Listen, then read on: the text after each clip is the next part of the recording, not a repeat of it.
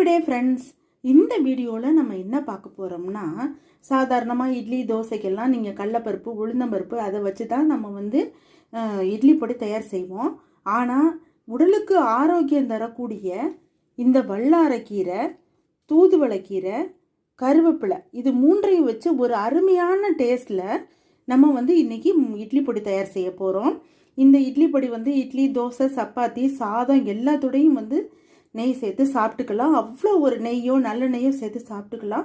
அவ்வளோ ஒரு அருமையான டேஸ்ட்டு கொடுக்கும். எப்படி செய்யலான்னு பார்க்கலாம் வாங்க. நல்ல ஒரு அடிகனமான வானலியாக எடுத்துங்க. அப்போ தான் நமக்கு இந்த கீரையெல்லாம் நல்லா ஃப்ரை ஆகும், மொறுமொறுன்னு வரும். ஃபஸ்ட்டு நம்ம 200 கிராம் வேர்க்கடலை எடுத்திருக்கேன். இது வறுத்த வேர்க்கடலை தான், தோலெல்லாம் உரிச்சது. அப்போ நம்ம பொடி பண்ணையில் இன்னும் கொஞ்சம் நம்ம லைட்டாக ஃப்ரை பண்ணிக்கிட்டோம்னா அது ரொம்ப நாளைக்கு கெட்டு போகாமல் நல்லா இருக்கும். வேர்க்கடலையே லேசாக வறுத்தா போதும், எண்ணெய் விடாமல் லேசாக வறுத்தா போதும். 1 ஸ்பூன் அளவுக்கு நல்லெண்ணெய் விட்டுக்கலாம்.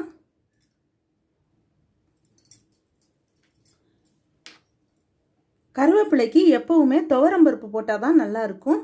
ஒரு 100 கிராம் அளவுக்கு துவரம்பருப்பு போட்டுக்கலாம். 100 கிராம் உளுந்தம்பருப்பு போட்டுக்கலாம். 100 கிராம் கடலைப்பருப்பு போட்டுக்கலாம்.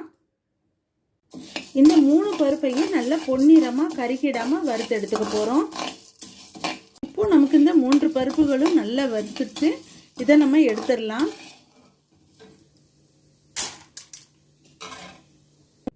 இன்னொரு ஸ்பூன் நல்லெண்ணெய் விட்டு பெருங்காயம் நம்ம பொரித்து எடுத்துக்கலாம். உங்ககிட்ட பவுடர் இருந்தால் நீங்கள் பெருங்காயத்தூள் கூட போட்டுக்குங்க.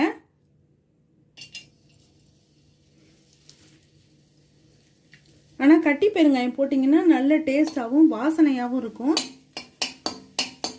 பொடிக்கு தேவையான கல் உப்பு நம்ம பெருங்காயம் வறுத்த அதே எண்ணெயிலே போட்டுக்கலாம். தேவையான அளவு மிளகா, காரத்துக்கு தகுந்த மாதிரி மிளகா போட்டுக்கலாம். நான் ஒரு 15-20 மிளகா போட்டிருக்கேன். நீங்கள் காரம் கம்மியாக வேணால் ஒரு 10 மிளகா மட்டும் போட்டுக்கலாம். கொஞ்சம் மிளகு போட்டுக்கலாம். ஒரு 20-30 மிளகு கிட்ட போட்டுக்கலாம். 5 நாட்கள் மட்டும் வெளியில் வச்சுருந்துட்டு அப்புறமா வேணால் நீங்கள் பொடி மிச்சம் இருந்தால் நீங்கள் ஃப்ரிட்ஜில் எடுத்து வச்சுக்கலாம். 15-20 நாட்கள் வரையும் கெட்டு போகாது. நல்லா வறுத்து தான் நம்ம அந்த பவுட்ரு பண்ணுறோம். கருவேப்பிலையை சேர்த்து வறுத்துக்கலாம். நல்லா மொறுமொறுன்னு கிறிஸ்பியாக வர மாதிரி வறுத்துக்கணும், தண்ணி பதம் இல்லாமல். நல்லா இந்த மாதிரி கீரை நல்லா சலசலன்னு உடையிற அளவுக்கு வறுக்கணும். இந்த பாருங்க, இந்த மாதிரி ஈரப்பதம் இல்லாமல் நல்லா சலசலன்னு சத்தம் வர அளவுக்கு வறுத்துக்கணும். எடுத்து நம்ம வல்லாரைக்கீரையை சேர்த்துக்கலாம். வல்லாரைக்கீரை சேர்க்கறதுனால நல்ல ஞாபக சக்தியும் குழந்தைங்களுக்கு கொடுக்கும். வயதானவர்களும் சாப்பிடலாம். இரத்த சோகையை போக்கும். வயிற்றில் ஏதாவது புண்ணு இருந்தால் கூட ஆற்றும். குழந்தைங்களுக்கு தனியாக தொகையெல்லாம் அரைச்சி கொடுத்தா சாப்பிட மாட்டாங்க, விரும்ப மாட்டாங்க. இந்த மாதிரி இட்லி பொடி மாதிரி செஞ்சு கொடுத்தோம்னா அவங்களுக்கும் எல்லா கீரைகளுடைய பயன்களும் அவங்களுக்கும் சேரும். கொஞ்சமாக ஒரு 1/2 ஸ்பூன் நல்லெண்ணெய் விட்டுக்கலாம். அது ஈரப்பதம் போனதுக்கப்புறமா எண்ணெய் விட்டிங்கன்னா கொஞ்சம் நல்லா ஃப்ரையாக வறுபடும். அடுத்து நம்ம இந்த தூதுவளைக்கீரையை சேர்த்துக்கலாம்.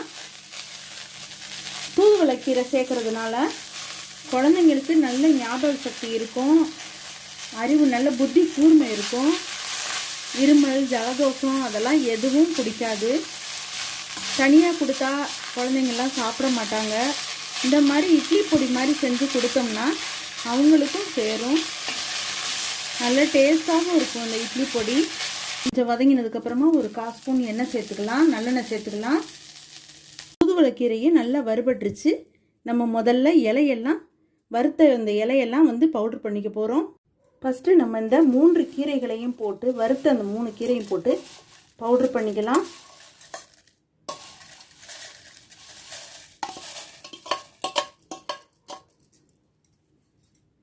அடுத்து இந்த மிளகாய் உப்பெல்லாம் சேர்த்து ஒரு தடவை ஓட்டிக்கலாம் மிக்ஸி ஜாரில். அடுத்து நம்ம இந்த பருப்பெல்லாம் சேர்த்து அரைச்சிக்கலாம். பருப்பு பெருங்காயம் எல்லாத்தையுமே சேர்த்து நம்ம அரைச்சிக்கலாம். குறைன்னு மிக்ஸி இட்லி பொடி பதத்துக்கு நம்ம அரைச்சிக்கலாம். அருமையான சுவையில் ஒரு இட்லி பொடி தயாராகிடுச்சு. நம்ம சேனலை மறக்காமல் சப்ஸ்கிரைப் பண்ணுங்கள், லைக் பண்ணுங்கள், ஷேர் பண்ணுங்கள். தேங்க்யூ.